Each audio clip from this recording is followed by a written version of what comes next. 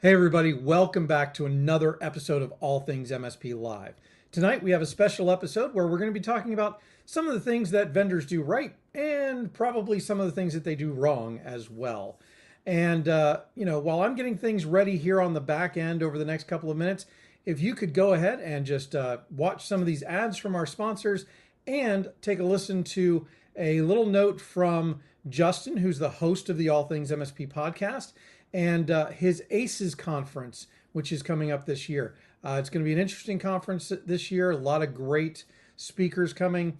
It is a little bit different than a lot of the other conferences, so definitely check it out. I'll be back in just a few minutes to start the show. I love it when customers talk about a product in a way that makes you just want to go out and get that product. And this one by Edgar Da Silva, which can be found on Channel Program, says, when you need to move data and do it correctly, safely, and with ultimate trust, you use MoveBot. I don't know what else needs to be said. A lot of MSPs are using MoveBot to successfully transfer files as well as email from one platform to another. If you have that requirement and what MSP doesn't, check them out. What's up, everybody? Justin here, host of the All Things MSP podcast, and I want to take a few seconds here to talk to you about ACES Conference. ACES Conference is a business-focused conference for MSPs with topics ranging from marketing to management, human resources to business strategy, and social media, legal, all of those things that help you grow your business. Now, ACES Conference is strictly content-driven. It is not sponsor-driven. Yes, we will have sponsors there. You will learn about new vendors and things like that, but it is not driven by them. We want you to grow and elevate your MSP, and that's what it's all about. This year, ACES Conference is celebrating its 10th year, and we're glad to be back in person May 15th and 16th in Salt Lake City, Utah. Tickets are available now at acesconf.com. That's ACESCONF.com. And use the coupon code ATMSP to get 10% off. If you have questions, find me on the All Things MSP Facebook group. That's facebook.com/group/allthingsmsp. Glad to help you out in any way, shape, or form. Can't wait to see everybody live in person May 15th and 16th in Salt Lake City, Utah. Come check it out, acesconf.com. We'll see you there. SuperOps is actively engaged in helping all MSPs improve their business. If you did not attend one of their Super Summits in 2023, all is not lost. They've taken some of the great content shared at those events and turned them into ebooks. The first one is called Skyrocketing MSP Revenue from 1 million to 10 million Do's and Don'ts with Dave Patel from Build Right. It contains 12 pages of helpful tips and guidance for MSPs to grow their revenue. Check it out. There's a link in the description, or go to atmsp.link/SuperOps ebook 1. A big thanks to SuperOps for sharing this kind of content with the community.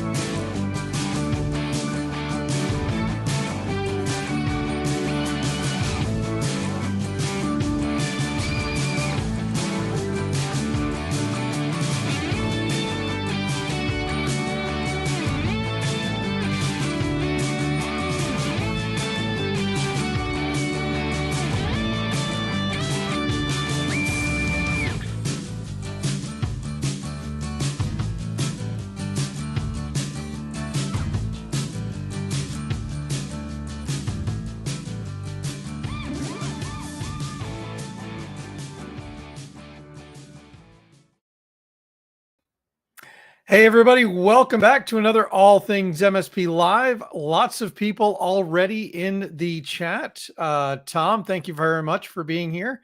And if you are looking for a place to heckle Jay Tipton, I guess this is it. And that's what some people already in Facebook are here to do. So tonight's episode is a little bit different because we're talking about vendors tonight. And my guest is very vocal and, in my opinion, a lot of times very correct in the criticisms that he has for how vendors should treat partners and vice versa. Sometimes how partners should treat vendors. So we're going to talk kind of about the do's and don'ts of how vendors might be better received, I guess I'll say, by the partners in the MSP channel, because we are a little bit different. And so, joining me tonight, of course, a lot of people know Jay around the industry. Jay Tipton, how are you doing tonight? Good morning. Just beautiful. Are you in Hawaii or something? Is that why it's morning? Sure, that works. We just try to be different, so keep people on their toes. All right. So, Jay, for the people who don't know you, tell us who you are and what you do. Oh, I'm Jay Tipton. I've been around since, I think, Dirt. We're in our 26th year. I've gone the gambit of being up to almost a $5 million company down to around $1 million company. So I've seen both sides of vendors throwing money at us to get our attention to vendors just ignoring us. Yeah. So, in terms of, because that's an interesting concept, right? You went from 5 million back down to 1, right? Correct. What was some of your kind of reasoning for doing that? Well, part of it was we were supporting at our peak around 450 to 500 doctors. And what happened was the two medical groups here locally started buying up all the two hospitals started buying all the medical groups. So we went from having, 450, 500 doctors to around 75 in a year. Now, the good thing was we were able to transplant some of the folks that we had into the hospitals because they knew the systems, they knew the setups, and we didn't have to fire anybody. Well, I mean, it's definitely a good reason, and I know a lot of people are doing the same thing, right? There's a bunch of people in growth mode. There's a bunch of people who just kind of want to maintain control, right? And be able to have a life outside of this. A what? A life? Well, the Lego thing that you do? That. Okay, yeah. For you, that's that. Speaking of, we have some common attendees in the house. Keith Nelson is here. He says, "I do not know Jay. Ask him if he has ever heard of me." Nope, don't know him. Does he have a long beard? Rip Van Winkle? Of course, Keith's comment before that was, let me see if I can pull it up here. Knock down the Legos. No. Bad Keith. So I do want to say, just because, we are using StreamYard now, and it's a little bit different from the platform that we were using. If you are watching us on Facebook or on the Facebook page, not the group, or on YouTube, we actually can see who you are when you do the chats.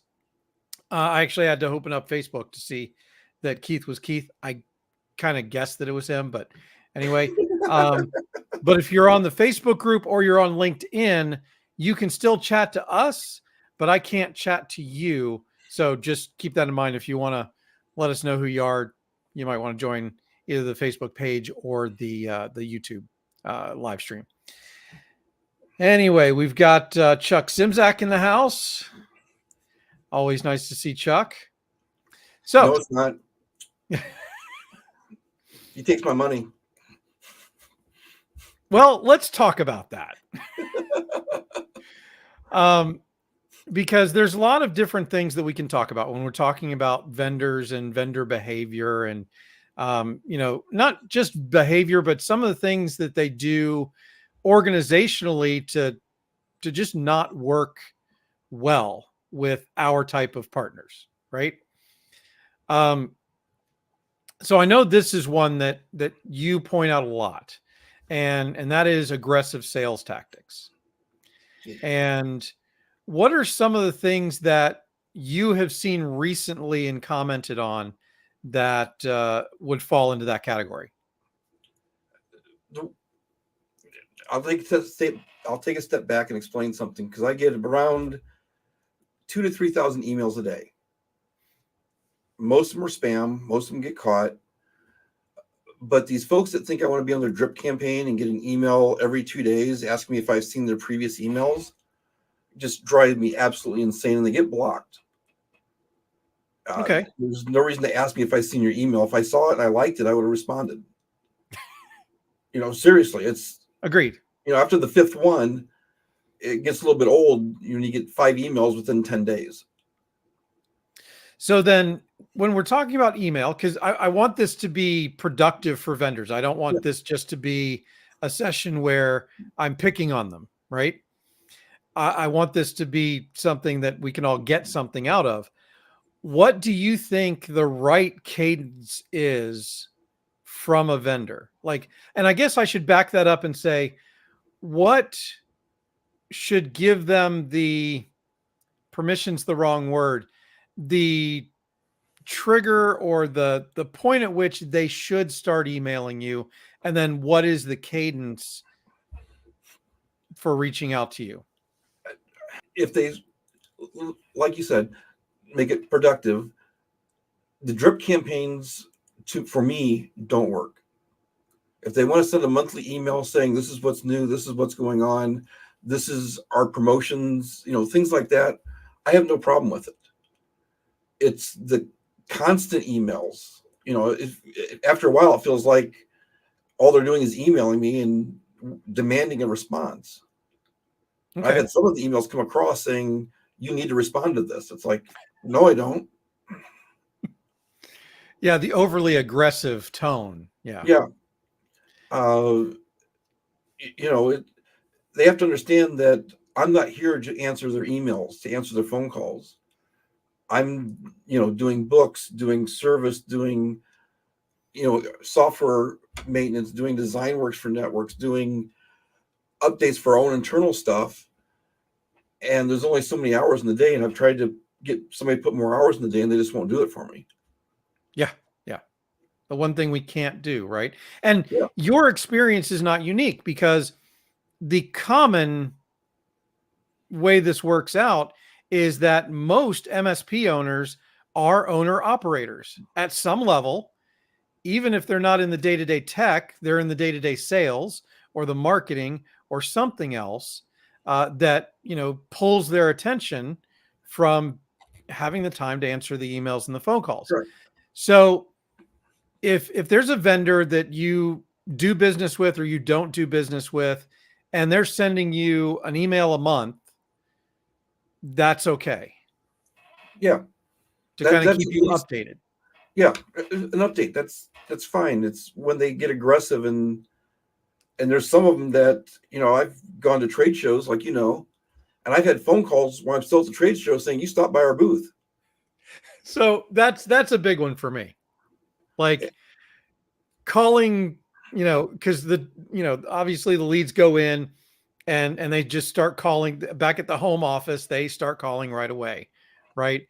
And that is one of the things that really kind of gets me, because especially for those of us who work trade shows, right? We know that everybody's still at the trade show. We know that you're going to be really busy for the first couple of days back from the trade show. So it really doesn't help your case to reach out sooner. Now, it needs to be within a time frame that they remember that they talked to you at the show, right? Yeah. And it is a reason for them to follow up and call, and because you came by the booth and you said, hey, when I get back, can you give me a call? that's normal. But yeah, there's so many, and I think it's because a lot of times the automation takes over, because a lot of these vendors have turned over some of this work to automation.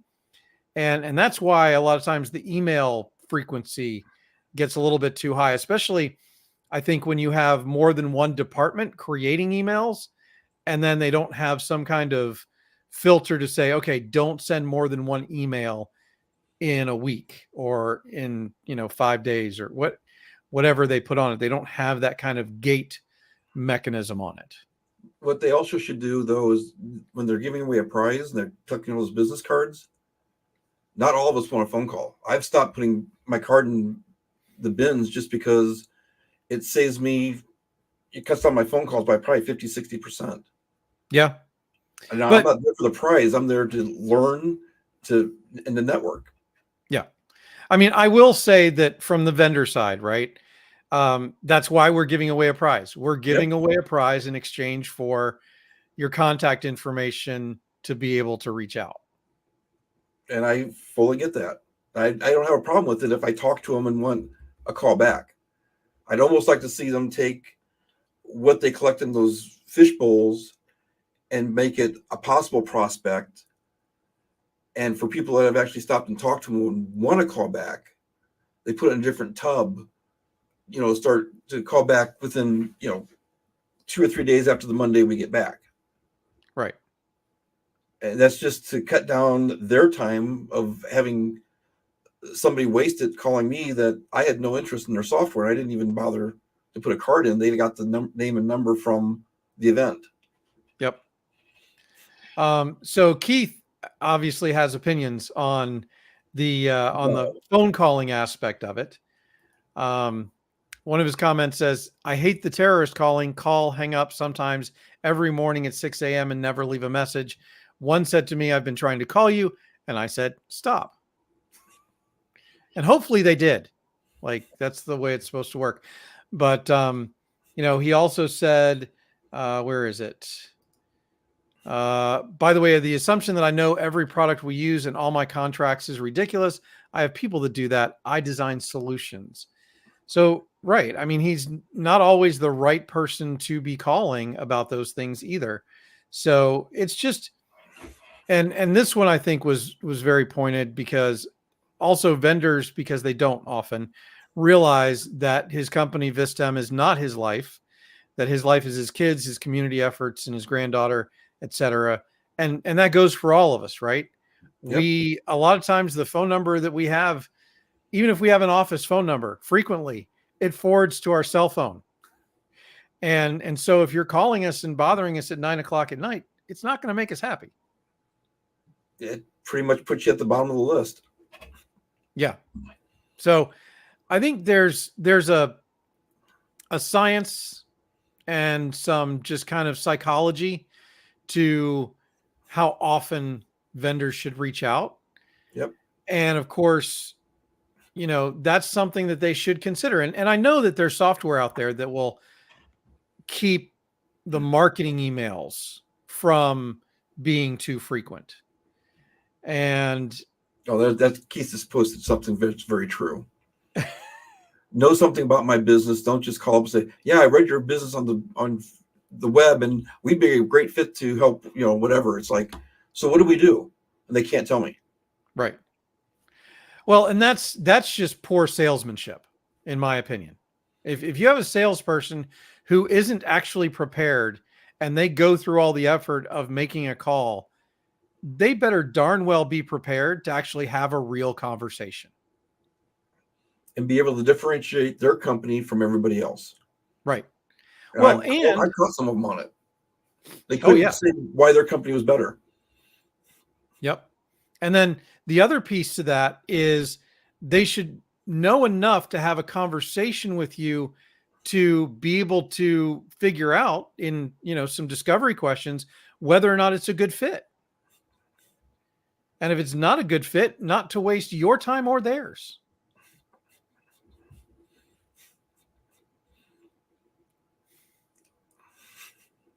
Yeah. So Degley, have fun with your daughter's birthday.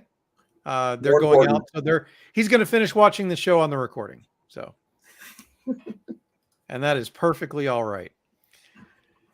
Okay, so we've talked about frequency of phone calls, frequency of emails. What about content of the emails? Because we talked about content of phone calls a little bit. What about content of emails?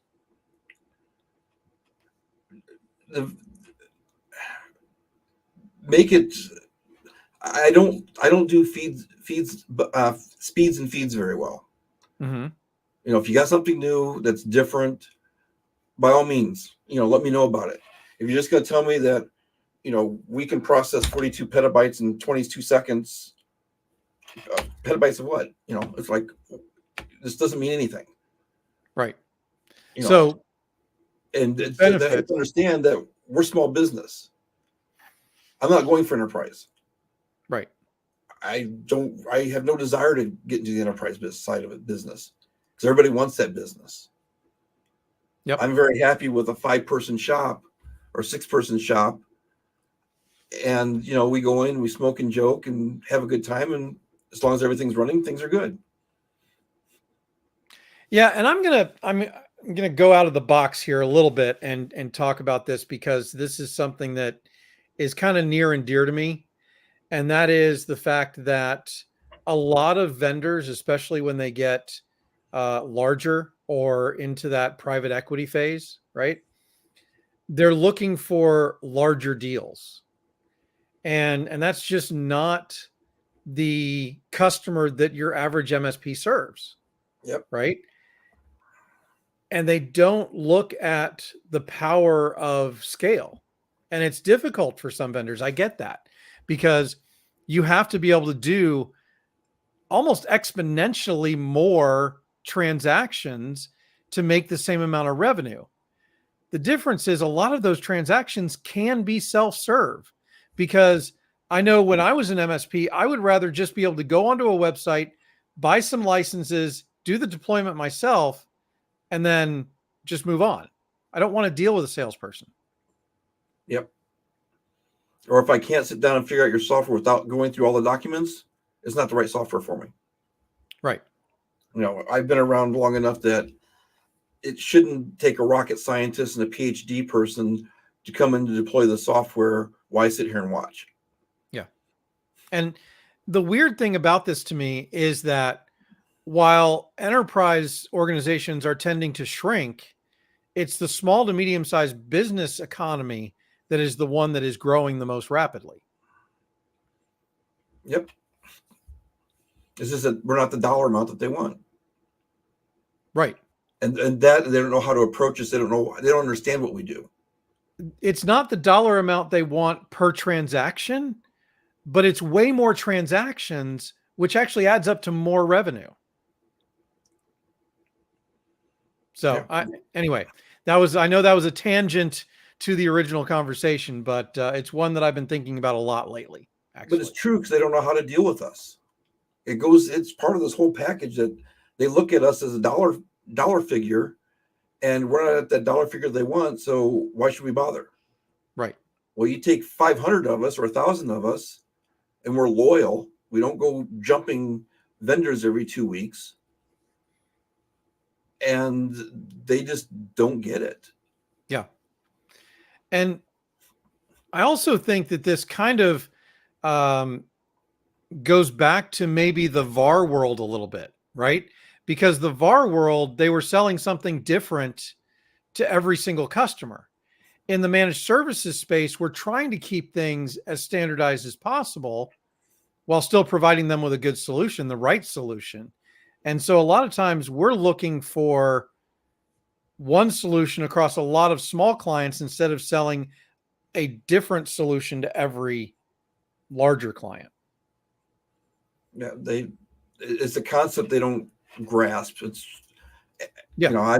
I'm not liked by some vendors, and I'm good with that. I'll be out of this industry in another 20 years, maybe 30, if I'm still living.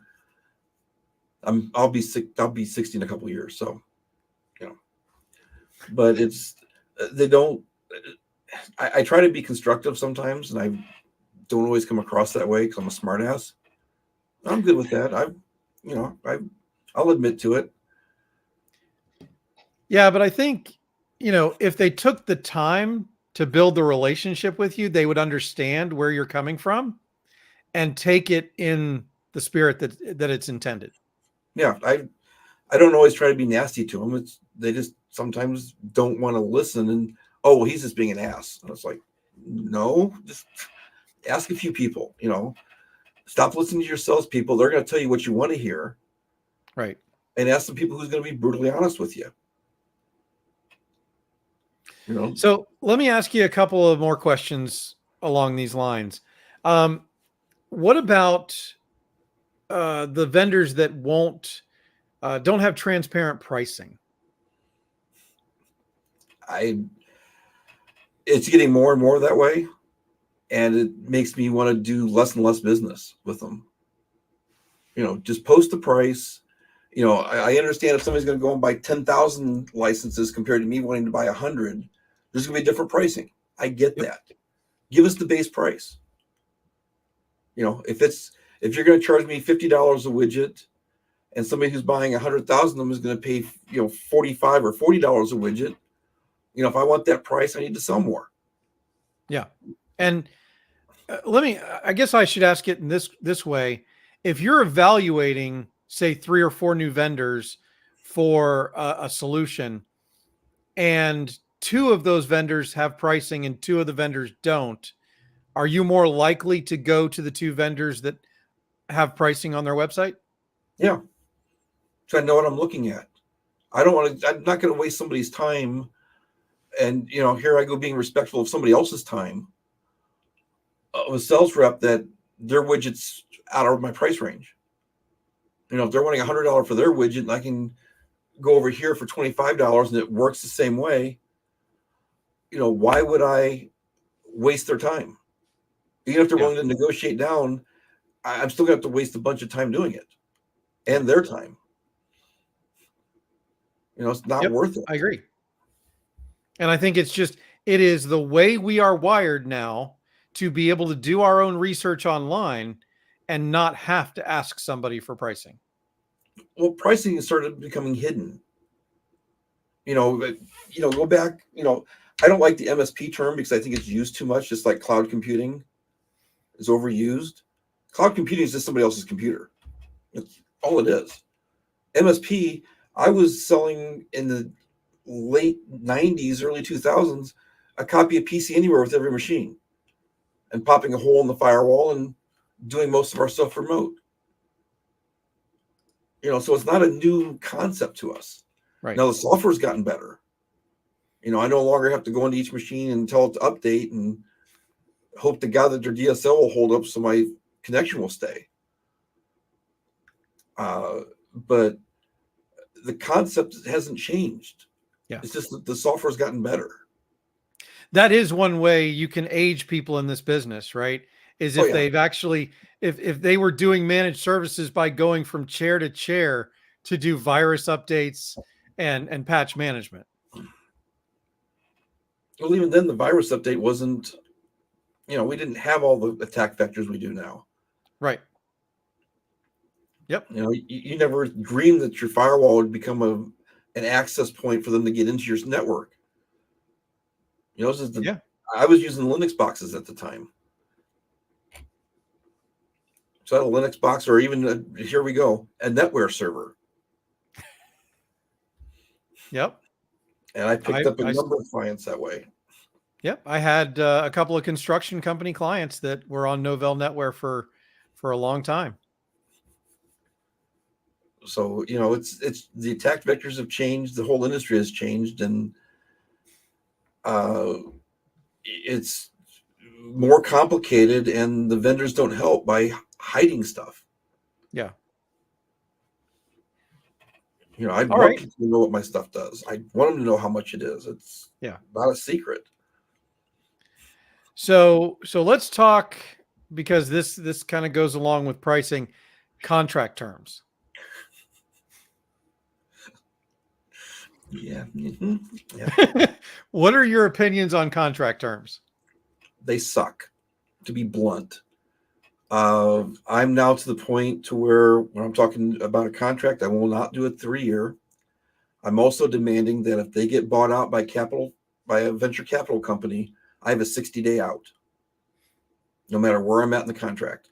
Mm-hmm. That Because seems to be a common thing. And it's just, because what happens is venture capital comes in there and changes everything.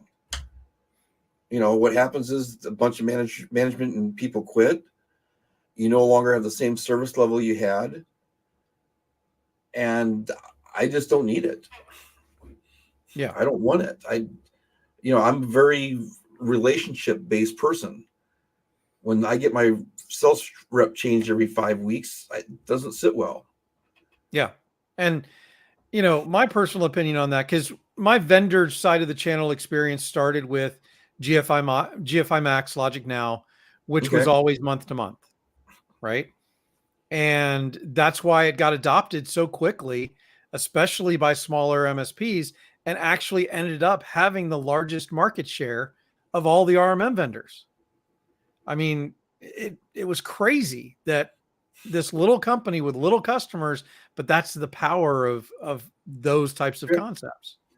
I was an early adopter of ConnectWise. I was an early adopter of Kaseya. I mean, we're going back my sales reps were actually the CEOs. Arnie did my installation. Arnie Bellini from ConnectWise. Gerald Blackie, we'd go out and have lunch once in a while when we were at an event. Mm-hmm. And we built a relationship. I probably got both of them, probably 65, 70 clients easy. They wanted me to help them, can you talk to this person about what you do with our software? Sure. There was a trade-off there of they would help me and I would help them. Right. Now it's with venture capital, it's not the same. Right. Well, because they're trying to do things at scale and they've taken a lot of the relationship building parts out of it. Yeah. And to the detriment of it. And they're just looking at the dollar. And that's not how I do business. Right. There's some clients that, especially for some of my non-for-profits, I'll do something for them and not bill them. Oh, the paperwork got lost. Shit. Damn. Sucks to be you. I'm not in it necessarily for the money. I'm helping them out. Right. A quick 5-minute call. Okay. Why should I sit there and try to bill 5 minutes when it's going to take me 20 minutes to do it? Fair enough. Yeah. So I have another one, and this is one that hit me at one point. Poaching clients.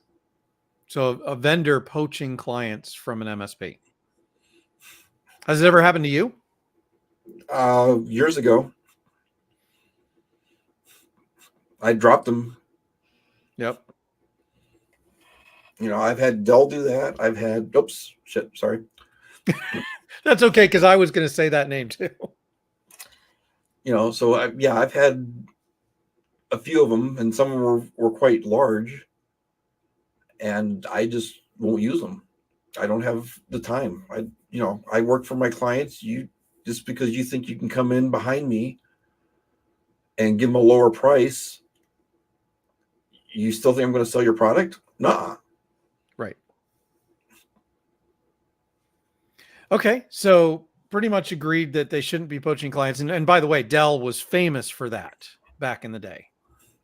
Yep. So I think if anybody who's been in this as long as you and I have probably had that happen to them. Yep. So it was when Dell bought SonicWall, I stopped selling SonicWalls. Yep. Let's see. What else did we have here?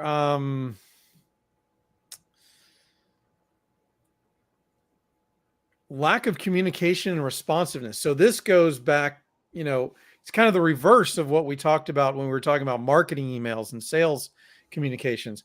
But what about when you're trying to get support or something's gone wrong and they don't communicate? Yeah, that's normally I'd consider that almost a breach of contract anymore. It's, if it's a smaller company and I'm at 3:00 in the morning and they don't answer their phone, okay, I get that. if it's a multinational company that has call centers around the world and they won't respond, like one vendor I've got that's been now almost 5 months without a response on a paid service ticket, I've got issues. Yeah. So, I mean, that's one of the things that really gets me. And one of the reasons why I always kind of did some of the roles that I did once I, joined the vendor side of things. And that is, I was always kind of, and I told partners this, I am your in case of fire, pull this handle person. And I was the person that listening on Facebook and LinkedIn and all the different places. So that if all else failed, they knew if they got a hold of me, I would make sure that I'd pull in the right people. Yep, but I've got some vendors like that, but I also, on the flip side of that, I respect their time. And after 7, 8 o'clock at night, I won't call them. Right. I may send them an email saying, when you get this, if you can light a fire underneath someone's ass and get them to return a call. But I'm not going to take advantage of texting him or calling him late at night or real early in the morning. Right. And there has to be that respect both ways. And I try to respect their time. If I know they're on vacation, I'm not going to bug them. I'll wait till they get back and then, go, you need to go and smack so-and-so in the back of the head. But at the same time, if they're calling me, and this is a huge pet peeve of mine, if they get on the phone going, hey, Jay, I got this neat product, blah, blah, blah, blah, blah. They don't even ask if I have a second. I have no time for them. I'll just hang up on them. I know it's not nice, but just ask me if I have a second. And those who do, if I don't, I'll set up a time to talk to them. Because I know I understand that's how they get paid. Yeah. Just be respectful. That's all I want. Yeah. Call me, be respectful. If not, I hang up. It kind of comes down to, the golden rule, treat people the way that you want to be treated. Yeah. You want me calling you at 8 o'clock at night, asking you to buy my product? Oh, you don't? Well, don't do it to me. Yep. Let's see. We've got a lot of new people hanging in. We've got Lori Tishnai in the house, and Lori, the host of the All Things MSP podcast, Justin Esgar, is hanging out as well. Now, Justin actually has a comment. I'll go ahead and pull it up about pro bono work, and this is what I did, by the way. I would do pro bono work, but I would send the invoice with 100% discount. That way they understood the value, so that next time, if, I have to charge them, they still understand why. Now, I understand your point that you made earlier, though. Sometimes it takes longer to bill it than it does to do it. And I get that. There's different schools of thought on that. I think once you get to the point where you have help desk technicians doing stuff, because you have to, in my opinion, track it, everything that comes in, even if it takes 5 minutes to fix, you have to charge them something because they've got to do the paperwork. And in that case, the billing has to happen. Correct. But if it's me, I don't necessarily, especially if it's just a quick phone call. If it's something that I need to document, I'll throw it in there. But, for a 5-10 minute phone call, and I know there's different schools of thought, and you should document everything you do and do everything you document. Some of they know me. Yeah. We'll go out on a Friday and drink and just shoot the shit and not care. Well, it's the difference. It depends on the size of the MSP, I think, because I remember in my early days, I could remember everything. I didn't really need to have everything documented because I was young. I could remember everything, as opposed to now, I can't remember anything. But once you start having several employees, you've got to be able to look up that information, because not everybody's in the same day, and people come and go in terms of hiring and firing. So, yeah, when we were up to 5 million, I wasn't doing any service work. right. I was strictly more vendor relations and sales. And that's all I focused on. Then when we got smaller, I've had to pick up more hats. And there's times that I'm not good at documenting things, and I'll be the first to admit it. I know my shortcomings. I'm not afraid to admit them. But it's, sometimes you have to understand. I came from not having to do any service work at all to having to do service work again, and it's not always easy to switch those gears. Yeah, for Especially sure. when you're 9,000 years old, like Keith and myself. Hey, I'm right up there with you guys. Well, maybe not Keith, but I'm right there with you. We love you, Keith, and that's why I'm going to put up your pro tip. Pro bono, by the way, does not mean you need to do pro bono for nonprofits all the time, because nonprofits, and he's absolutely right about this, there are a lot of nonprofits who have huge budgets. Yep. And so don't always assume that you need to do pro bono or even discounted work for nonprofits, because a lot of times they're backed by some pretty thick wallets. All right. And Keith also says he loves being a small MSP. And you know what? I think that goes for a lot of people in this industry, because they like being a small business. There's an advantage to being a small business and not trying to take it to that $5-10 million level. Yeah, I enjoy it more now than I did when I was 5 million. I just, too many people, too many things going on. It was just sometimes hard to keep up just what was going on in the office. Mm-hmm. Agreed. All right. So let's kind of round the corner here, and let's talk about some of the good things that we've seen vendors do. Go ahead and tell me what's your favorite thing that's happened recently in terms of a partner experience.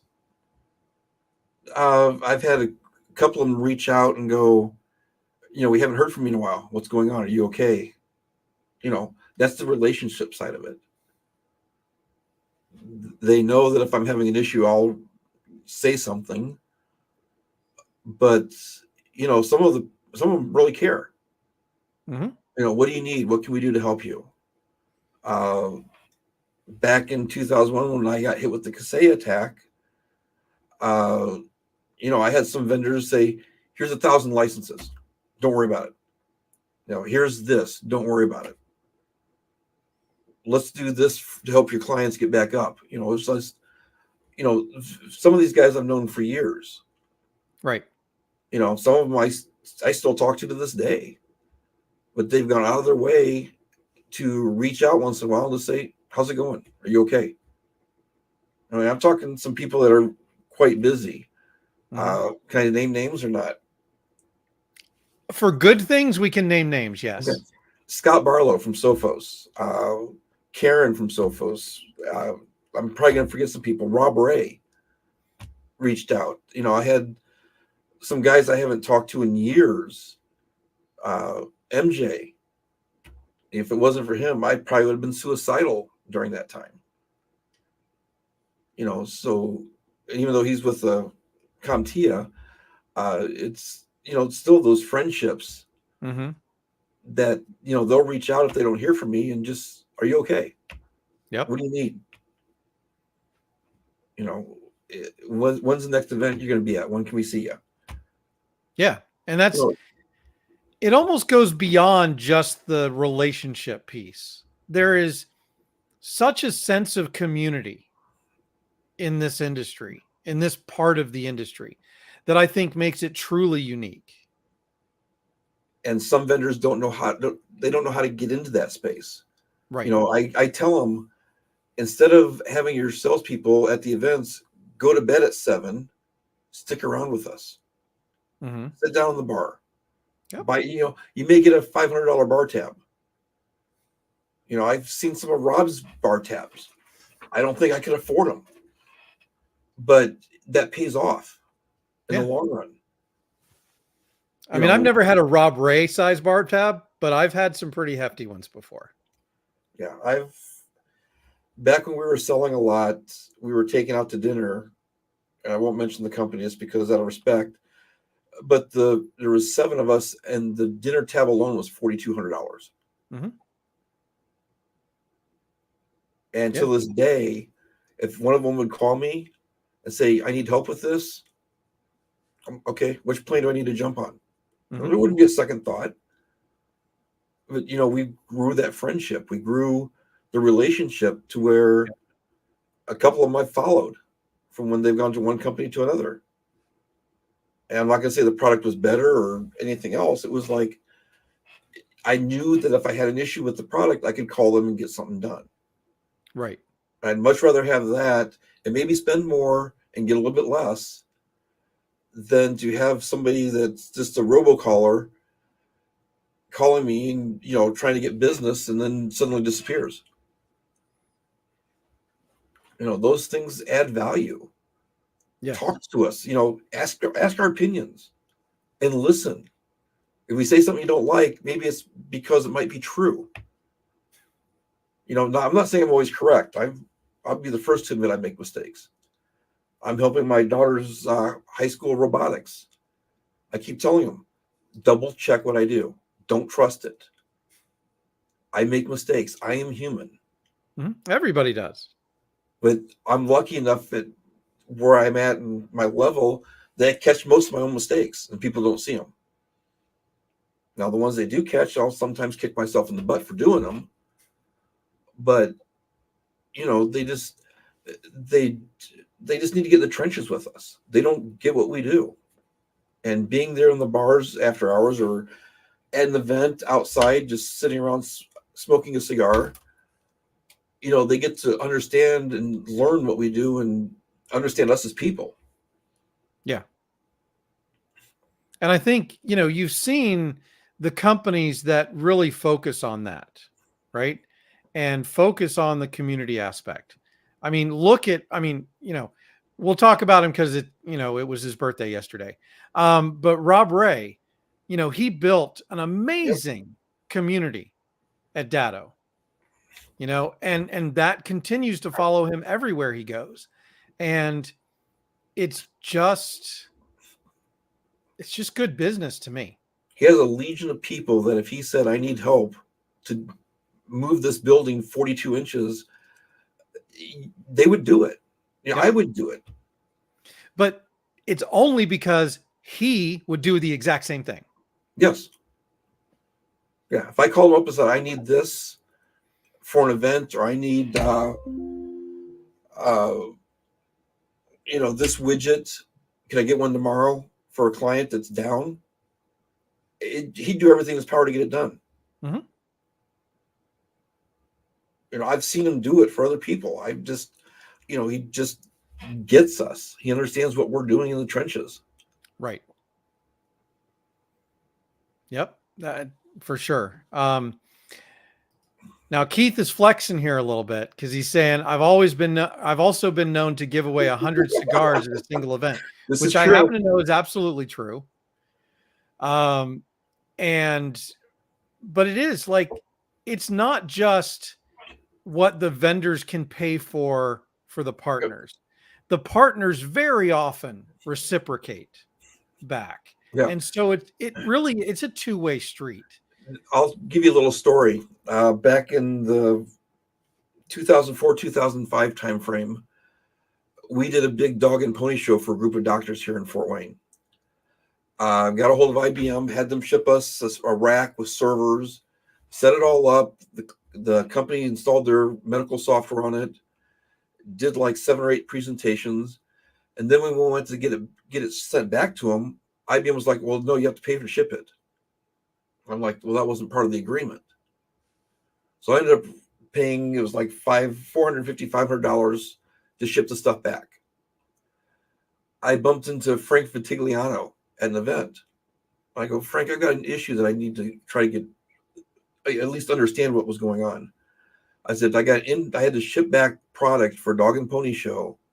It cost, whatever the cost was. And he goes, send me an email. Here's my email, my direct email address. Send me an email. I'll throw it up the ladder and get it taken care of. So about 2 weeks later, I get a handwritten check from IBM. Not processed through a computer, handwritten. And I was just like, holy shit. So the next event that I bumped into him at, it was a Cynics event at their home office. And I brought him a bottle of Grey Goose. And he was like, Tippy, all these years I've been doing these events, no one's ever brought me anything. You were the first person to do something like that. And since my email for the shipping went all the way up to the CEO, he told me when he left IBM that my name was on every expense report because they knew if he saw it, they wouldn't ask him a question. I was just like, come on, you make me blush. But no, every time we had an event together, we'd go to the bar and have a drink and sit down and chat for a little bit. And he'd make his rounds and, we'd have a good time. Yeah. It's that I think that we look at ourselves as customers and that the vendors should have to pay for everything. No, there's times I'll refuse drinks if I don't do business with the vendor. It's just out of respect. Right. I'm not there to be a drink whore. Excuse the French, but it's, some of these guys I see going around and we'll go around and grab every thing that's on a desk for the Schlotzskys and then sit at the bar and expect the vendors to buy all their drinks. It's like, that's, are you going to do business with them? Are you even interested in them? If not, you shouldn't take the drink. Yeah. But Like then I again, said, it works best when it's that two-way street. yeah. I'll sometimes just send some of my vendors something just to be a pain. Yeah. I'm not looking for something. It's like, here, drink this. All right, Jay. Well, we are getting close to the end of the hour, and I noticed that Uncle Marv has already left the building so that he can go get started on his live stream, which starts in about 13 minutes over on his YouTube channel, LinkedIn page, all the different things. I believe he has Sonic Wall on tonight, is their guest. But before I close this out, Jay, what if you could tell vendors one thing that they need to change or they need to do, what would it be? Build a relationship. Spend the time, spend the effort, get to know us. You may not like us all. I'm good with that. But don't expect to have a rotating sales staff and want us to buy product. It may work. Again, I'm in the older generation. I get that. We do business differently. I'd rather do it on a handshake than a contract. But listen to us, get to know us, and you'll find that you'll probably get some great ideas, and we're not there for a handout from you. Here's the idea. If you make money with it, great. If not, oh well, somebody else will. Yeah. It all works better when we're making money together. Yeah. The more I make, the more they make, and we can go buy our Lamborghinis and drive down into the sunset. Yep, absolutely. Except all right, Jay. Well, Walker thank you very shortly. much for tonight. Really appreciate your insights. I think there was a lot of just gold nuggets that vendors as well as partners can take back and help to use to improve their relationships and their partner experience in this industry, because it is different, guys, and you have to realize that it's different. Yep.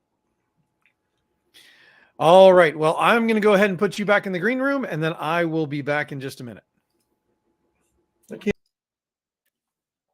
All right, everybody. Thanks very much. And of course, thank you so much for Jay, because it really was helpful to, and I'm still getting comments from Keith. He says, when I was on, Eric said Geritol nuggets. Keith, you're not that much older than Jay and I. Anyway, Thank you, Jay, so much for being here and sharing your experiences and all of your knowledge and insights into this. Everybody else, thank you for joining us tonight. We will see you on the next one. Have a great one.